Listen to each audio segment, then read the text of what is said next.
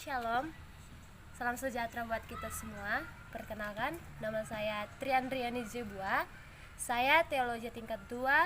Di sini saya akan menyampaikan beberapa materi yang sudah kami pelajari selama 1 semester, yaitu berbidang studi kepemimpinan. Di sini kita harus mengetahui apa itu tugas kepemimpinan. Yang pertama di sini akan saya jelaskan yaitu bertanggung jawab. Kedua, memberikan contoh atau teladan. Dan ketiga, mengelola. Keempat, mendidik. Dan kelima, membimbing. Di sini saya akan menjelaskan bagaimana panggilan dari seorang pendeta atau pelayanan. Yang pertama ada satu kata istilah episkopos yang diartikan sebagai tugas yang Tuhan berikan, yang artinya melihat, melawat, memperhatikan yang harus dipertanggungjawabkan. Bagaimana tanggung jawab pengembalaan itu ada pada seseorang, dan itu adalah si penanggung jawab. Orang yang mengkehendaki ialah pemilik seorang jemaat. Episkopos ini adalah penilik atau kerohanian dari salah satu gereja yang ada di dalam kelompok pemimpin. Dan istilah kedua yaitu presbuteros, di mana kata ini mengartikan dari kata Yunani yaitu ketua, yang diartikan dalam berhubungan dengan usia seseorang. Dalam Titus 1 mengenai elder pengalaman berjalan bersama dengan Allah. Ketua tetapi masih muda itu namanya overseer, karena proses presbuteros kepada orang yang lebih berpengalaman. Dalam Yohanes 21 ayat 16, kata Yesus pula kepadanya untuk kedua kalinya, "Simon anak Yohanes, apakah engkau mengasihi aku?" Jawab Petrus kepadanya, "Benar Tuhan, engkau tahu bahwa aku mengasihi engkau."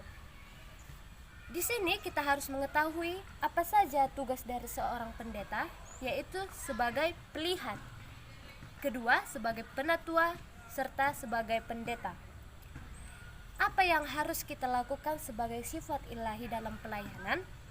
Dalam kitab Kisah Para Rasul 20 ayat 28, di mana Paulus berbicara, "Jagalah diri dan jagalah kawanan dombamu." Di sini juga saya akan menjelaskan bagaimana kepemimpinan yang beretika. Di sini sudut kepemimpinan dari etis adalah seorang kepemimpinan yang dikatakan mengetahui antara yang benar dan salah. Apa yang harus dilakukan dan apa yang harus tidak dilakukan. Dalam kebudayaan India, etika itu bisa disebut juga sebagai disiplin. Tidak ada kekerasan. Budaya-budaya di luar Alkitab mengenal akan etika. Di sini ada mengatakan disiplin individu. Di sini saya akan menjelaskan bagaimana disiplin individu tersebut. Disiplin individu yaitu kebersihan atau sausa, rasa puas, bersyukur, sentosa maupun introspeksi. Dan kedua yaitu leadership. Bagaimana leadership ini adalah kepemimpinan yang mengartikan mencoba mewujudkan aspirasi daripada pengikut, membuat para pengikut semangat untuk menjangkau bintang. Bahkan Yesus sendiri tidak mengajak Petrus berjalan di atas air.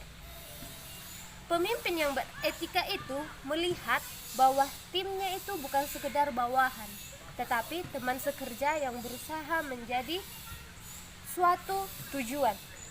Bagaimana kita melakukan menjadi seorang pemimpin yang beretika?